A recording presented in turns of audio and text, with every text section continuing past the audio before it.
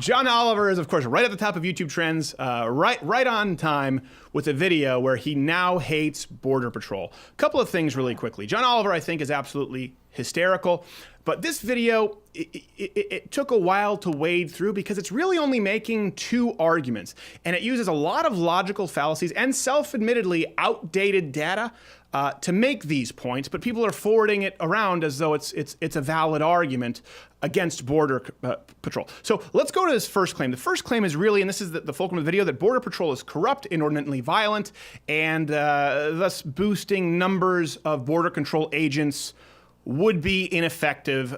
Instead of going through each clip, there's so much of this, it's recurring. Let's show the montage. As they doubled in size, meeting and maintaining their hiring quotas meant that their screening process wasn't always as strong as it could have been. Over half of CBP's applicants were found unsuitable for service. As the ranks grew, corruption This is important. We'll come back to it. It's recurring. Since 2005, 77 agents were arrested or indicted for corruption. So it's less one bad apple than, oh my God, that is a lot of bad apples. And it gets even worse, because remember, these agents have guns, and it is worth pointing out that a report which looked at 25 cases where Border Patrol agents shot people who'd thrown rocks concluded that too many cases do not appear to meet the test of objective reasonableness with regard to the use of deadly force.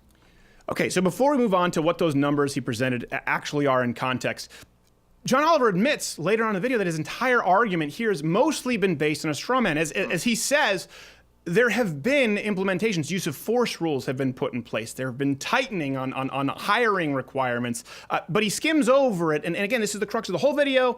And then you get about 30 seconds where he mentions his data might be out of date. In recent years, they've improved hiring and made reforms. For instance, they've slightly increased transparency and given agents more non-lethal weapons like pepper spray guns, as well as rewriting their use of force rulebook to, and I quote, prohibits the shooting of suspects fleeing the scene who do not pose a threat to themselves or others. And he goes on to make some funny jokes. Again, go watch the whole video for context, because I think that's what's most important here. He uses a lot of studies and data from before 2013 or some before 2012. Well, here's what's important. Policies like the customs, they're publishing public reports on use of force incidents. The use of firearms has dropped by 53% since 2012. They've instituted a national use of force board to review and correct these instances. In 2013, something that's not included in a lot of his data, a nationwide training initiative to curb alcohol abuse was used. So again, he can say, well, some of this has changed. No, all of it has changed, okay? All of it is different now. Second, if we go to the original stats that he presented, context is more important than content because it's nowhere near as bad as he tries to claim. So this is something that's really important because leftists often try to take numbers out of context. I'm not saying throw out statistics, not saying throw out facts, okay? But you can throw out a number, and if there's no understanding or context, it's often used to vilify somebody or set a narrative that's not necessarily accurate. So the number he uses, yeah, exactly. The number he uses before all the corrections, mind you. So let's go to as bad as it ever was, and it's mostly been fixed.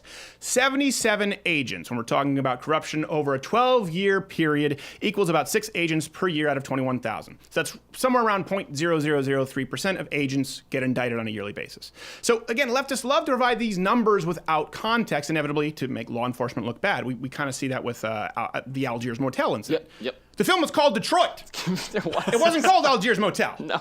It starts talking about Detroit and the riots, but let's ignore 1960 to this very second. Yeah. Someone say they were trying to ignore the entire context of Detroit. Right, exactly. So they ignore the context. Like the study at Washington Post, same kind of study that John Oliver cites. So 1,100 arrests per year. Okay, looks bad. The context, when you run those numbers against the average population, the normal populace, we can see the same study demonstrate. So 1.7 arrests per 100,000 with police officers, with people in law enforcement, where the general arrest rate in 2012 alone was 3,888 per 100,000. For those who can't do the math, 1.7 to 3,888, it's like thousands more. He makes one other claim, which it's not the main claim of his video, but the irony is so rich you'll get gout. And the problems didn't stop once the new agents were hired, because the training was also significantly cut back, and that caused real issues. The source told us Spanish language classes and physical training were cut back. The person was so out of shape, I actually had to treat the trainee, and the bad guy got away. Pretty much everybody gets through the academy. They cut back on Spanish and physical training. cut back on physical training. We're complaining about that now? Hold on a second. Isn't it the social justice left who want diversity, mandatory recruitment in the military? They want women in the military who have consistently driven down training requirements? Whoops. In the name of tolerance and diversity? Hold on a second. Didn't we just have a debate over the fact that leftists want transgenders to go into the military without any kind of additional screening with a 42% attempted suicide rating? And now you're going to take the moral high ground on jogging? And that's pre-military. There's a big logical fallacy throughout this video if you haven't noticed it. And that's there are problems with the Border Patrol, therefore we shouldn't hire more agents. So this is something that John Oliver does a lot. Therefore that. Okay, we have a border. So if we have an illegal immigration problem or a crime wave problem, that doesn't change that there's a problem with maybe some corrupt police, which, as we said, is not nearly as severe as he argues. They're two separate issues. You can have imperfect border control. You can have immigration problems which need to be solved, and they could still actually be partially solved by hiring more Border Patrol agents, even though they are imperfect, while we're simultaneously improving them. Doesn't mean because Border Patrol agents don't work all the time that we don't need more of them. That's why Barack Obama himself bragged that he had more Border Patrol agents than any president in history. Just because they're not perfect in all facets doesn't mean that having more Border Patrol agents doesn't help at the border. So let's wrap this up here, because this is important, the overall context of the video. And people will miss this and they're like, something is bothering me about that guy, but I can't quite put my finger on it. Okay, this is just the video about border control. But John Oliver, we know, doesn't want a wall. He thinks that's silly. We see this now. He doesn't want any kind of border patrol. He thinks that's silly. He supports sanctuary cities because he thinks it's silly not to have them. Doesn't want voter ID. Doesn't want social security ID. Doesn't believe that you should have firearms to protect yourself from any of these people. And by the way, he wants health care for all, whether you have ID, are here legally or not, while we're taking away the border wall and border control. Oh, and by the way, all of this is supported from old data and logical fallacies to push some kind of a tolerant agenda. And this is why everyone is waking up to the fact, I think we see that with the Google letter, where it's unbelievably polite, it's unbelievably well written, and people go, I can't believe this is not Google's values. We see that here. The left has gone so far around the bend. They want you to live in a world with a country with no borders, no ability to secure itself, and you have to pay for everybody regardless of level of contribution. This is why people are realizing there is no common ground. And the ultimate goal of today's left, it cannot be achieved without the complete destruction of Western civilization.